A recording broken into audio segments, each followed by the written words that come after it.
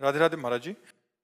महाराज जी, परीक्षा में कुछ असफलताओं के बाद मन व्यथित रहता है। एक तरफ लगता है कि मैं कहीं अपने साथियों से पीछे छूटता जा रहा हूं, दूसरी तरफ लगता है अगर सफल नहीं हुआ तो मेरा क्या होगा। महाराज जी, ऐसे में महाराज जी मेरा मार्गदर्शन करें कि हाँ मैं कैसे बिल्कुल, ये नई अवस्था में ये सोच तो होती है। अगर बच्चा हम एकाग्रता पूर्वक अपने पाठ को, तो हमें लगता है कि फेल कैसे हम हो गए। आपके ग्रंथ इतने बड़े बड़े नहीं, हमारे ग्रंथ इतने मोटे मोटे हैं।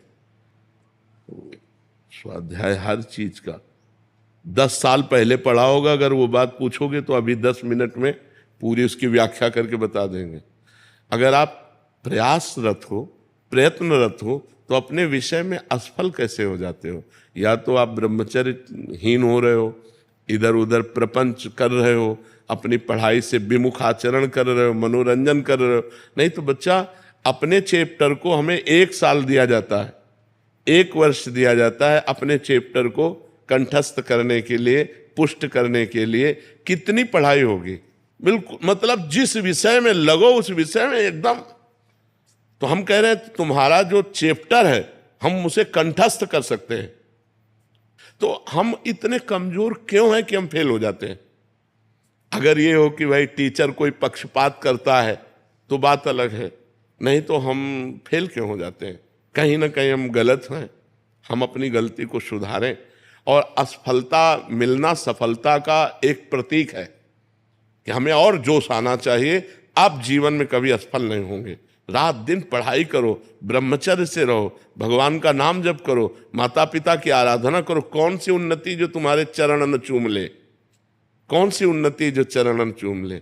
इसलिए हमें तो लगता है कि हम अपने धर्म ग्रंथों को ऐसे याद किए हैं जैसे काका गागा नहीं याद किया जाता, ऐसे याद। उठते बैठते चलते फिरते जो पद है, पूरी 84 जी, पूरा सुधा निधि जी, पूरी सेवकवाणी, पूरी स्फुटवाणी, उसे जिस विषय में लगे तो अपने विषय में लगे। जिस विषय में लगे तो एकदम लगे। तो आप फेल कैसे हो गए। अपने विषय का ज्ञान आपको क्यों नहीं है। ऐसा तो कोई चैप्टर प्रश्न दिया नहीं जाता जो क्लास का ना हो। मान लो आप 12वीं में हैं तो 12वीं के क्लास के अंतर्गत ही आपको दिया जाएगा। ऐसा नहीं है कि आपको आगे का दिया जाए। आप जितनी क्लास में पहुंचते जाएंगे योग्यता, उतना ही आपको प्रश्न दिया जाएगा। तो हमको अपने चैप्टर को घुस करके घुन की तरह लगना चाहिए। जैसे गेहूं में घुन लग जाता है ना, पूरा खोखला कर देता है, ऐसे में अपने चैप्टर में लग करके पूरे चैप्टर को अपने माइंड पे बैठा लेना चाहिए। हमारा माइंड बहुत विस्तार से है, अनंत जन्मों के संस्कार भरे हुए हैं। छोटी सी चिप में मन की अनंत जन्मों के, तो ये सब पूरा आपको भर लेना चाहिए।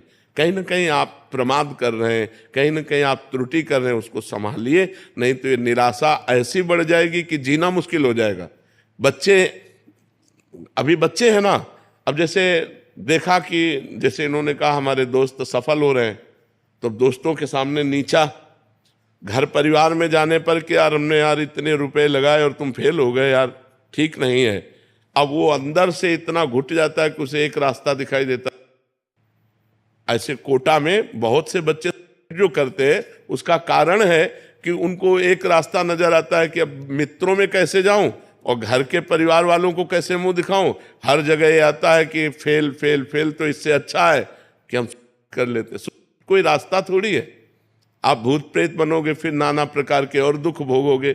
हमें चाहिए कि हम अपनी गलतियों का सुधार करें। मोबाइल में रील देखने में समय बर्बाद ना करें, गेम देखने में बर्बाद ना करें, गर्लफ्रेंड बॉयफ्रेंड वाली झंझट में ना पड़े, इस प्रपंच में ना फंसे। अगर आप सही से चलो और ब्रह्मचर्य धारण करो तो ब्रह्मचर्य में इतनी सामर्थ्य है कि सब कुछ याद हो सकता है। बच्चा सब कुछ याद हो सकता है। तो आप निराश मत हो, संयम में चलो और आगे उन्नति को प्राप्त हो। ऐसा नहीं कि बराबर अवनति हार ही हाथ लगेगी, ऐसा नहीं है। आप प्रयासरत रहो।